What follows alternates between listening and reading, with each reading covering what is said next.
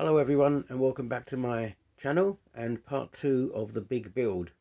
This is not the original posting that I had intended to do, and I'll tell you why. Because over about 2 months ago my camera and my phone gave up the ghost and I had to get a new one. And you know, when you transfer everything over from your original camera and phone to the new one, runs the risk that you can lose stuff, and that's exactly what happened with my phone. I lost stuff on the phone. Basically, all the stuff that I'd been recording since my last post on the build to now, well, for some unknown reason, it got lost, or it wouldn't play on the new phone. So I had to reinstall lots of different apps to get my video editing up and running. And because of that, um, I've lost about 19 minutes of the build, which I'm going to show you now, because I have come a long way since the last time. And I would have liked to have shown you what I was doing in the process, but I've lost it all. So this will be the revelation of where we are now and the new build that I have been doing in the process. And I'll take you through it, because obviously it looks a lot different than before. So this is the top, and as you can see, since last time we met, I have been gribbling up the and detailing like mad the ship. I'll get to the cockpit and the conning tower shortly, but you can see that what the major process has been is to create paneling along the hull of the ship to give it a lot more detail and a lot more texture, which is what the ship was sort of sadly lacking, especially around the pipe work at the on the engines. And we're still not quite finished yet, because there's still more stuff to do, but you can see that the detailing has really taken off now a lot across the whole of the ship, and that's where we are at the moment. And I'm going to flip it on its side and you can see the other side, and then underneath as well. That's the other side of the ship, and as you can see, because of the added texture and details that I've been putting on over the last 3 or 4 weeks, it really is bringing out a realism to the ship, which is what I wanted. The pipework, particularly around the engines, was difficult to source, because I wanted to get the pipework in scale with the whole of the ship. And I'll explain the scale shortly, because I have arrived at a particular scale, and that was dictated to by the figures I was able to get. But anyway, that's the other side of the ship. I'm going to flip it over, and you can see the work I've been doing underneath. So this is the underneath of the ship. I've been detailing up, particularly the engine area, which you'll be able to see more of when it's on its side, when it's on its right side up. You'll be able to see underneath a little bit more. So I've concentrated quite a lot on the engine area of the ship underneath. That's the I've glued the canopy in the bottom. I haven't detailed the interior of the canopy. I will detail the top one, but not the bottom one, because you really won't be able to see it much. But I have put a gun on it, and obviously I'm going to paint it up, and you'll be able to see the kind of the transparency and the surrounding framework. But I haven't detailed inside. We still need to do the legs, of course, and we're going to fake up the landing legs on that, but they are connected via magnets, so I can take them off if necessary. I've done a lot more paneling work underneath, but again, because the ship will be shown mostly right side up, you don't, unless it's standing on a mirror, you don't get a chance to see much of the underneath. But I wanted to put in detailing underneath so we know it's there, and it makes the thing more authentic anyway. but I haven't gone to town too much underneath with really heavy details on the paneling or anything. I just wanted to put in some other larger shapes which will be kind of evident when the ship is right side up. But there you are, that's what's happened underneath, so that's looking okay. And I'll turn it back over again. But as regards the top, so I fabricated this little insert which is for the top gun, and that's going to go into the top area here, and that fits in there, and then the canopy goes on top of it, and you will be able to see inside. There won't be a figure sitting in there, it'll be empty, but it gives some idea of the little bit of detail that will be inside the top canopy, and you'll be able to see some of that in there when that goes in. But we're going to concentrate also on the main cockpit area. You see that I have already built up the cockpit area inside, and I've created this insert which will go into the cockpit area like that. You see? Do you know what these are? No? Clothes pegs. I got the idea of creating seats from clothes pegs from another YouTuber who also creates scratch-built models, and he created better than mine, I hasten to add. He produced some really fantastic looking seats, but this is my idea, this is my version, and I put them onto a base, and so that's the cockpit area there, there's the seats. There's also over here another insert, and that insert is going to go in here like that, and then we'll have the canopy over on top of it. I'll just show you that. So that's the cockpit, that's the insert in there, and I've also found this other cockpit canopy. Now this is from another Millennium Falcon toy, but I was impressed with the level of detail, which is a lot sharper on this one than it was on the original one. So that goes on top like that, and I'm going to fit it in. And the advantage of having this cockpit in is that you can actually see inside, which you couldn't do on the other one because I had covered up this area here. But now you can see inside, and that's going to work. So we're going to have an interior which you can actually see in. But of course, the cockpit's not going to be any good without figures, and so these are the figures. Now these are 3D printed figures, which I did get off eBay. I had looked all over in my stash to see if I could find if I had anything which would fit, and I didn't. So in the end, I bit the bullet, and I bought these on eBay very cheaply, I have to say, for only I think there was £11 for the two of them. That's about what, $10, something like that. Anyway, these are 3D printed figures, and they are 1/32 scale, and they fit, and they will fit in there like that. There you go, in there like that, on there. So they will fit in there in the cockpit, and I guess being 1/32 scale means that the whole ship now is 1/32 scale. So we now have a complete scale for the whole of the ship, 1/32 scale, if anyone asks. I don't suppose it makes much difference, but it does give the sense of scale and sense of what the ship actually then looks like with everything in detail. So there we are. That's where we are at the moment. It's been a long road, but we've got there in the end. I've more or less completed now the main fabrication of it. I'll do some bits and pieces because the next major thing will be to glue everything into it and then start the painting process, because we're coming to the end of the build now, and I say I want to get this off the ground and running, so to speak.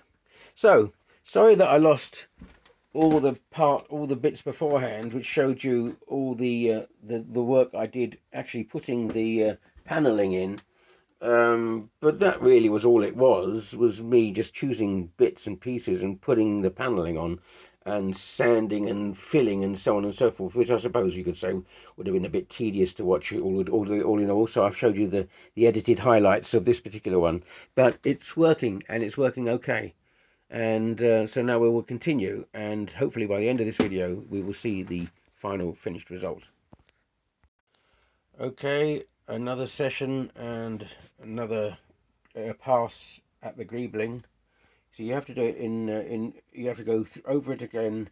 Each time you go round the model, you do another pass, putting in finer and finer detail, which is what I've been doing this afternoon. But I think we're at saturation point on the top now. I'm not going to do any more. I know I keep saying that, and then I always discover something else that needs looking at, but I really do think any more now and that will ruin it. So yeah, we have got to the point now of stopping. The art of doing Gribbling is knowing when to stop. That's the top there. You can see I've put the little seat in place, which is going to look interesting when I put the canopy on. We've got to paint it, of course, first of all, and I'll just show you the other side. We've done underneath as well. I might do it just a little bit underneath because I've still got to do the legs, of course. That's another session, but the top session is almost done. Let's turn it around and have a look underneath. So that's the other side, and as you can see, I have now done the cockpit. I've fabricated the cockpit, put that in together, which that works quite well. And when the canopy is on, you will see inside. You'll be able to see inside. I think that will add some nice bit of detail. I'll put one of the figures in, and you can see how they look inside. So there are the figures, seated properly. So what I will do is I'll paint the figures separately and then pop them inside, and then this will be done.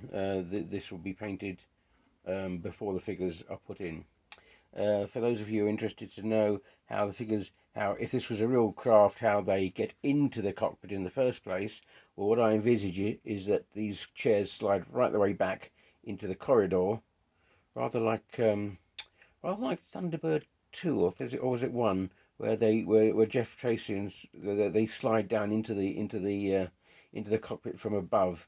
But that's what I have some kind of idea that these seats slide back so they can get out of the seats, then walk up the corridor into the interior of the ship. But yeah, that's my little reasoning for that. Although you have got you've got the kind of the cockpit door there. You won't see too much of that when the actual canopy is on. But if I paint it brightly enough, you'll be able to see inside. And then, as I say, more greeblies around the edge. And as I say, I think we've reached the end of the greebling on the top half now. A little bit more detail, perhaps some paneling work going down the corridor here, external corridor, when I put it on. But yeah, I think we are reaching the end game. We're reaching the end game now on the fabrication, and what I need to do now is to start thinking about painting and how it's going to look. There are a couple more blank areas here which I need to make sure they make sense. They don't make sense, they just look like they're stuck on at the moment, so I need to make sure that they do make sense in the terms of structure. But other than that, no, I think we're reaching the point now where we're going to start thinking about finishing this model off. Right, onward and upward, let's continue. Okay, so jumping ahead a little bit, that's the underside completely finished now, and I have painted in the turret, as you can see there, and so it's all painted with primer. I haven't done any of the weathering or anything, but that's the underside now finished and primed. And now we go on to the top, making sure that that's completed. The sides are looking okay. So yeah, we're getting to the end game now, and I've also primed the the cockpit and the upper turret as well.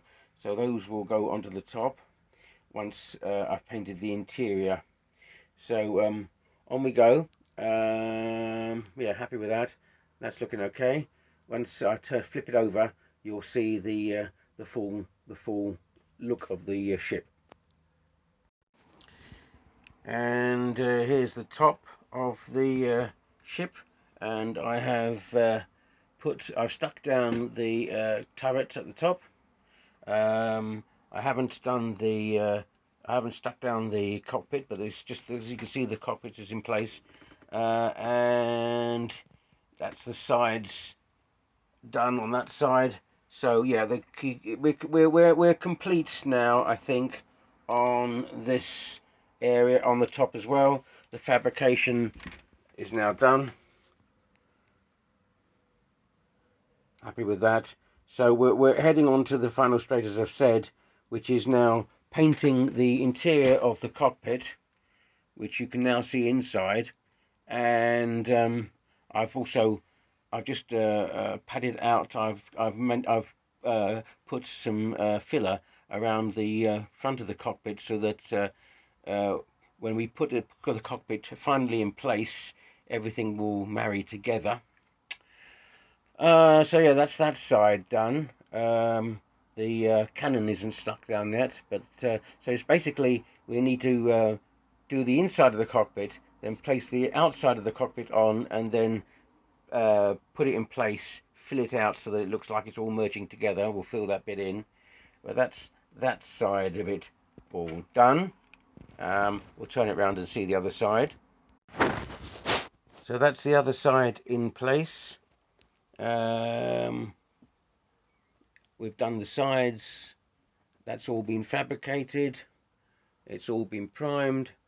And so yeah, here we are. We're getting now to the final bit. So last bits to do. The cockpit, painting the interior, and then placing that in permanently. And then the weathering, basically. Yeah, and we're on the home stretch. 5 months of work, a little bit more to go, but we're getting there. We are getting there. So we're heading now towards the final reveal. But yeah, that's working, and it's working very well, thank goodness. So that's good. Okay, let's continue onward and upward. So I've fabricated the cockpit, and so that it all looks like it's fitting properly, and as you can see, it does now. And with a bit of sanding and a bit of filling and a bit of a fabrication with some more Gribblies, the whole thing looks like it's fitting. I still haven't glued it down, of course, because I need now to paint the interior and then do the figures. Once that is done, I can then replace the cockpit like so, fix it down, and it'll be in place permanently. And these other little bits that need just tidying up will be done when the cockpit is placed down and fixed properly in place. So that's the cockpit done, and I think really that will be everything done, and then I can move on to the painting stage. So yeah, fabrication, I think I can say now, is done. Right, fabrication is done. It's finished. Yes, moving on to the painting stage now. That's the next bit. Okay, onward and upward. So a happy accident with the gun turret. There it is. That little bit which I've added on there, which is from an old plug unit. The inner shape, the inner round circle there, fits just about exactly into the socket there, like that, allowing me to be able to freely turn the turret around, and it gives me almost a 360 degree 360 degree turning circle.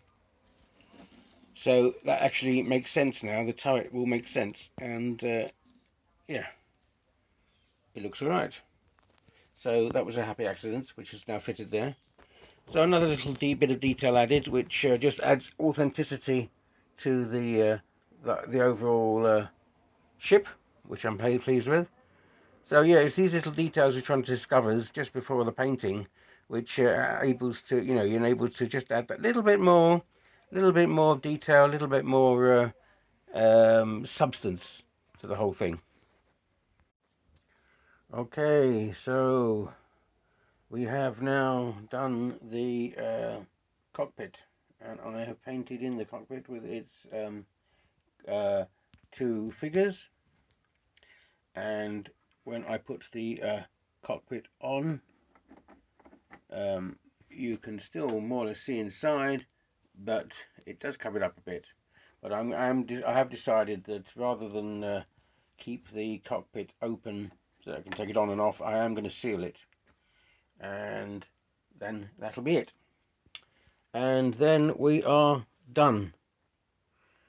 And then now we come to the painting part. So we are now on the home stretch. The painting will happen, and then I can finish this off, because in about a week's time I'm taking this to the Small Spaces model exhibition in Milton Keynes, which, if you're in England around the 21st of July, come along and you can see the model in person along with some other of my creations.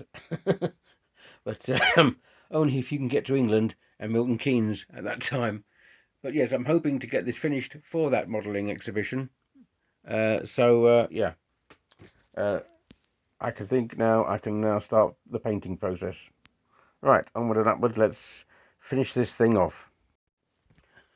Okay, so the cockpit is now in place and fixed and filled in, and in the interests of time, not to mention my sanity, I am calling it done. That's the ship. The ship is now fabricated and done, and now all I have to do is to do the painting.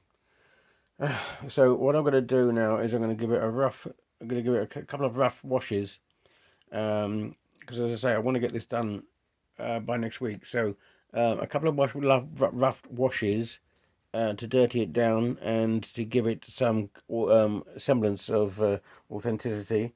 I might not get all of the painting that I wanted to get done, but it'll be sufficient so I could take it to the exhibition as a kind of unfinished work in progress. But then I can come back, hopefully, and continue the washing afterwards, because I have kind of run out of time, really. But at least the fabrication, the whole fabrication of it is done. Yeah. Okay, so we'll do some washes, and then I'll take it out and we'll look at it in the garden where it's a bit more lighter, I think, and we'll see what the whole thing kind of looks like. So I've added the washes, dirtied it down, and here we are. I've taken it outside in the sun, but I don't think we can get a very good picture, actually, because it gets a bit washed out, doesn't it? So I'll take it inside and you can get a better idea of the ship. But the washes have been done on it, and I think I'm going to call it a day now on the ship for now. I might have time to put some more washes, rust and stuff like that onto the ship at some point before next weekend, but on the whole I think I'm happy with that. We'll take it inside now and just have a look at it in more detail, because I don't think you get the full glory of it in the outside like this. So that's under better lighting conditions, I think, and hopefully you can see where we are. So that's the ship finished. A YT transport, and well, it's not a YT transport, it's a variation on a YT transport, obviously. Taking the Millennium Falcon model, rather than the Millennium Falcon toy, Kenya toy, and try and making a quality model from it. That's my effort. It's taken about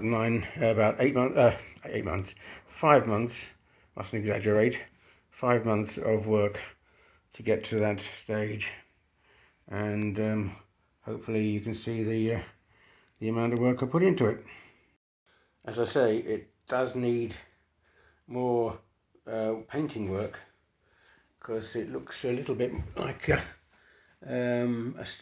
piece of a statue at the moment, a piece of sculpture, but at least all the definition comes out in and around the area. I think you can see that from this angle, and I mean, it doesn't look too bad, but obviously I do need to do better on the paint work, bring out more contrast, I think. But it's looking alright from that angle there, and from the back you can get the idea of where we are. As I say, I want to add more rust and stuff to it, but the general shape I think is there. I'm not sure whether I'll take it to the exhibition, because, well, I'm not sure if the paint job is good enough at the moment. I think I can do better, but for now that's as far as I can get, I think. On the other hand, I can say that this is a work in progress, and we can see the potential that it has as a model. But I am pleased with the amount of detail I've been able to achieve on this particular build. I think it's worked very well.